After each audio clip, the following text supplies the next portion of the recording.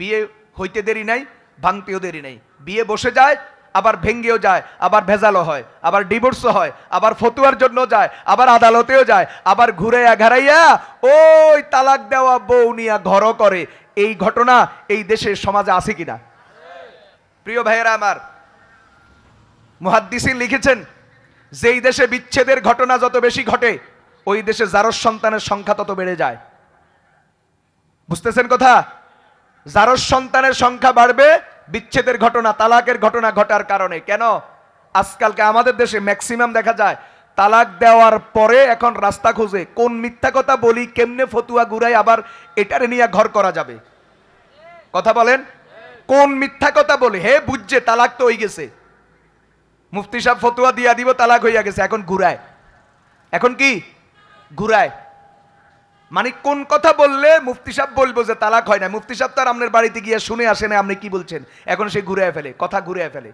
এই মাদ্রাসায় যদি না হয় আরেক মাদ্রাসায় যায়, ওই মাদ্রাসা হয় নাই আরেক মাদ্রাসা যায়, অর্থাৎ কোনোভাবে ঘুরাইয়া ঘাড়াইয়া ফতোয়া নিজের পক্ষে নিয়ে এই বউ নিয়ে আবার সংসার করে। এই অবস্থায় এই বিবির সাথে কথা বলা, দেখা দেওয়া, উঠা বসা, খাওয়া দাওয়া, এক বিছানায় ঘুমানো, মেলামেশা, সব কিছু চূড়ান্ত জেনা। আর এরপরে যদি এখান থেকে সন্তান হয়, এই সন্তান হারামজাদা। আজকে মুসলমানের দেশ, মুসলমানের সমাজ হারামজাদার ফ্যাক্টরি তৈরি হইতেছে এই সমস্ত নারী আর পুরুষের কারণে। কথা বলেন ঠিক কিনা? আজকে দুনিয়ার এক মহা অশান্তি, সংসার ভাঙ্গা সব দেশে ভাঙতেছে।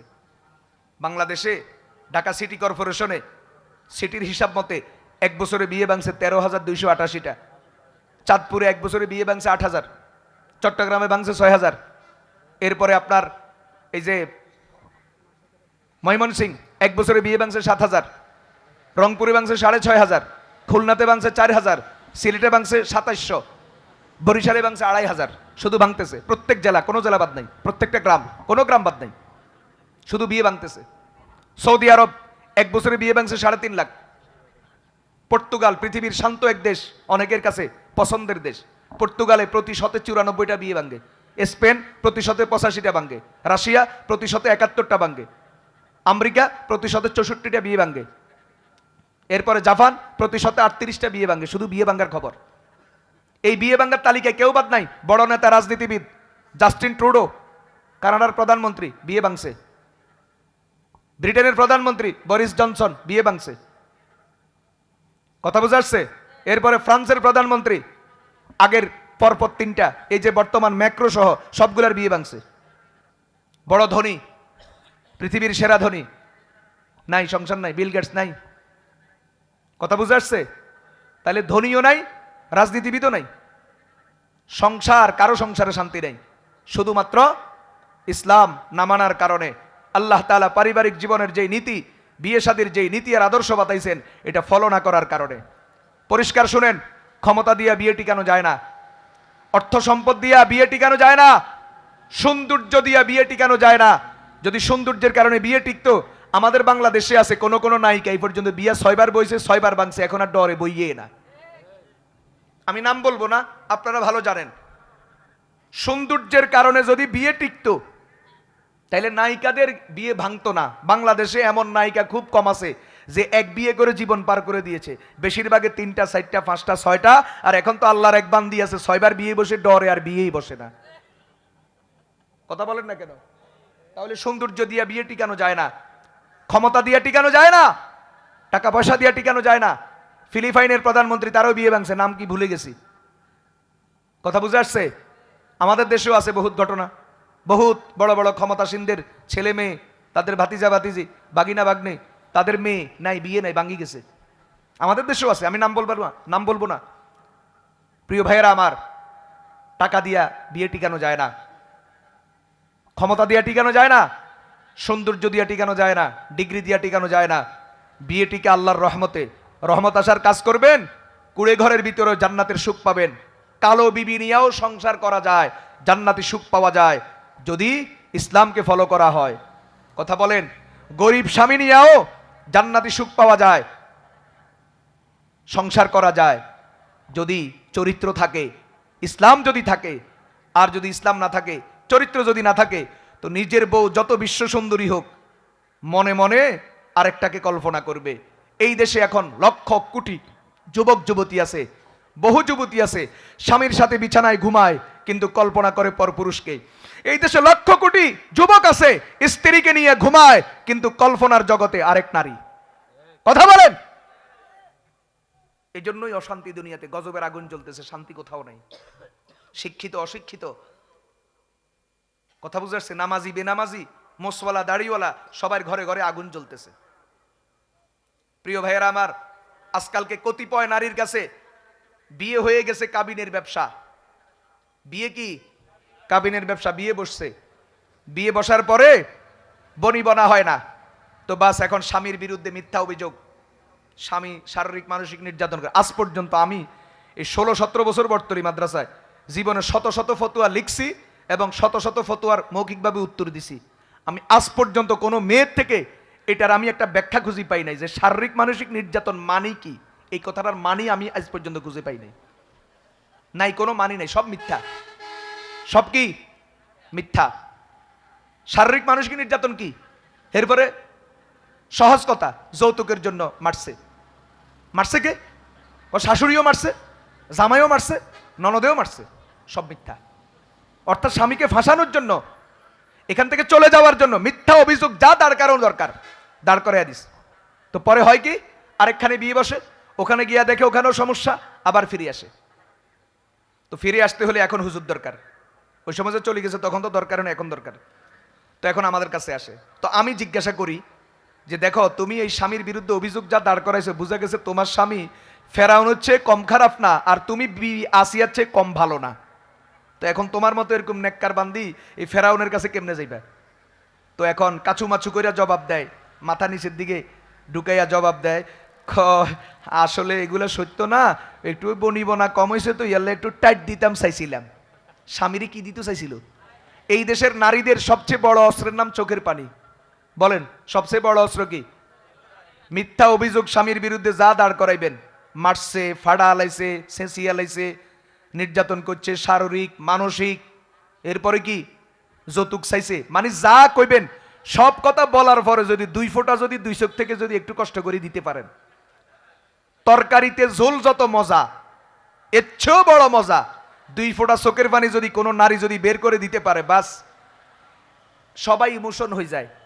প্রশাসনও গলি যায়, চেয়ারম্যান মেম্বারও গলি যায়, সালিশদাররাও গলি যায়, আমগো কাছে যারা ফতুয়ার জন্য আসে আমরাও গলি যায়। হারি কত নির্যাতিত, আল্লাহর বান্দি কত কষ্ট পাইতেছে, একটা ফেরাউনের ঘর করতেছে। আহারে, আসিয়ার ফেরাউন, কোরআন হাদিসে পড়ছি, কোনোদিন দেখি নাই। আল্লাহ দেখাইতেছে এই বিবি, এই বান্দি তো আসিয়া, আর স্বামীটা বড় ফেরাউন। কথা কয়টা? কিন্তু পুরাই মিথ্যা, 16 আনাই মিথ্যা, 100% মিথ্যা।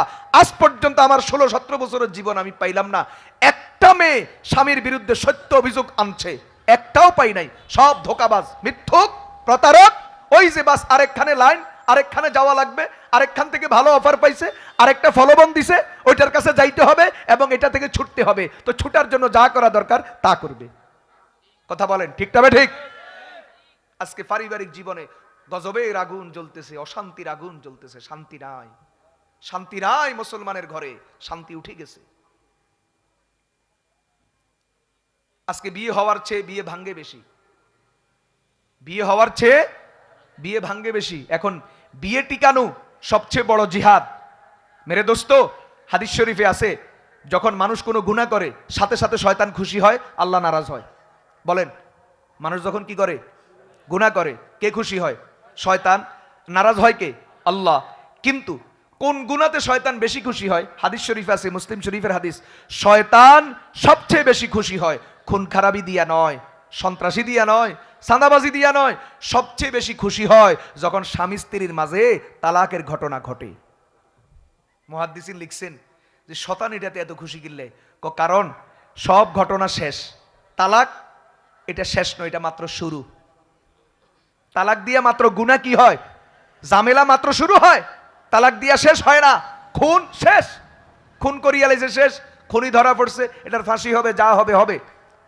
কিন্তু তালাক এটা মাত্র শুরু হয়, ঝামেলা শুরু হয়, জীবন শেষ হয়ে যায়, যার সন্তান দুনিয়াতে আসার রাস্তা খুলে যায়, কোনো না কোনো উপায়ে মিথ্যা ফলবন দিয়া মিথ্যাভাবে ঘুরাইয়া ফিরাইয়া এই বিবি নিয়ে আবার সংসার করার মানসিকতা তৈরি হয়। বিবিও যাওয়ার জন্য পাগল, স্বামীও কি আনার জন্য। দেখেন আমি একটা কথা বলি, 3 তালাক হয়ে যাওয়ার পরে আনার কোনো কি থাকে না, সুযোগ।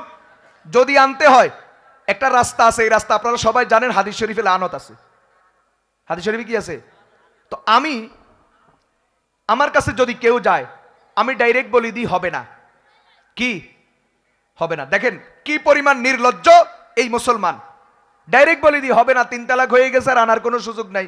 এখন পাওনা দেওনা থাকলে ক্লিয়ার করেন, আপনার বিবি মোহর পানা আছে, কি কি পাওনা আছে দিয়া দেন, লেনদেন ক্লিয়ার করেন, এখন আর সুযোগ নাই। তো শুধু গুড়াই, হুজুর আর কোনো রাস্তা আসেনি, কোনো রাস্তা আসেনি হুজুর, আর কোনো রাস্তা আসেনি হুজুর, দেখেন না হুজুর, দেখেন না। তো অনেকক্ষণ ঘুরাঘুরির পরে তো আমি বলি আছে, রাস্তা একটা আছে, তবে হাদিসে লানত আছে। তারপরেও আমি বলি না। আমি আমার এই 17 বছরের 16 বছর 17 বছরের জীবন আমি কোনোদিন কোনো মহিলাকে হিল্লা বিয়ার কথা, কোনো স্বামীকে হিল্লা বিয়ার কথা আমি ডাইরেক্ট কখনো বলি না, আমার মনে পড়ে না। আমি ঘুরে বলি হ্যাঁ একটা রাস্তা আছে, তবে হাদিসে লানত আছে। হাদিসে কি আছে? তো এখন কি করব? তো চুপ করে বসে থাকে। তো কেউ আছে হুজুর আচ্ছা আপনার ফোন নাম্বারটা দেন, মানে হ্যাঁ তো অন কইতো না। আর কেউ আছে কতক্ষণ ঘুরাই গাড়ায় আসতে লগে দিয়ে বইব, মানে আজ এই সোফাত বইছি এই সোফার লগে দিয়ে বই। হুজুর এই এটা কি কানে কানে কর, কথা বুঝে আসছে নি? দেখেন কি পরিমাণ নির্লজ্জ আর বেহায়া, আত্মমর্যাদা আত্মসম্মান কোথায় গেল? তার মানে সে নিজের বিবিকে আরেক বেটার কাছে পাঠাইতে রাজি আছে। আচ্ছা তখন এই জায়গাতে আমি এখনো ডাইরেক্ট বলিনি, আমি বললাম দেখেন এখন এখানে আপনার স্ত্রীর সম্মতির ব্যাপার আছে, সে স্বেচ্ছায় রাজি হবে কিনা, জোরপূর্বক নয়, বল প্রয়োগ নয়, স্বেচ্ছায় নিজের আগ্রহে নিজের থেকে এরকম কাজ করতে রাজি আছে কিনা। কানে কানে কি হুজুর মতামত লইছি রাজি আছে। তার মানে এটা যেরকম অসভ্য এটাও অসভ্য, এটা যেরকম ব্যাককল ওইটাও ব্যাককল, এটা যেমন নষ্ট ওইটাও নষ্ট। কথা বলে ঠিকটা বেঠিক? তারপরেও কি আবার আসবে। এই হলো আজকে দুনিয়ার অবস্থা। লানত পড়ুক কোনো সমস্যা নেই, সংসার করতে হবে। জানে লানতের কাজ, লানত পড়বে। নবীজি লানত করেছেন, লানাল্লাহুল মুহাল্লিলা ওয়াল মুহাল্লালা লাহু। এরকম বিয়ে যাই করে এবং যার জন্য করে সবার উপর লানত, কিন্তু লানতের কাজে রাজি যাবে, ওখানে বিয়ে বসবে, এক রাত থাকবে, 1 ঘন্টা থাকবে, যা করার করবে, আবার আসবে। কেন? তালাক দেওয়ার আগে কেন তোমার মাথায় এটা ছিল না যে আমার জন্য এই লাঞ্ছনা আসতে পারে? মেরে দোস্ত, অজু করার আগে অজুর ফরজ, অজুর মাসালা শিখা ফরজ। নামাজ পড়ার আগে নামাজের মাসালা শিখা ফরজ। বিয়ে করার আগে বিয়ে সংক্রান্ত তালাক সংক্রান্ত মাসলা মাসাইল জানা কি ফরজ নয়? পকেটে টাকা আছে, ফোলা ভালো চাকরি করে, মেয়ে সুন্দরী, বাস বিয়ে পড়াইয়া দাও। শরীয়ত সম্পর্কে ইসলাম সম্পর্কে ন্যূনতম কোনো ধারণা নাই, বাস এরপরে লাগে ভেজাল, দিয়া দেয় তালাক, শুরু হয় মারামারি আর ঝগড়াঝাটি আর মামলা। কথা বলেন ঠিক কিনা?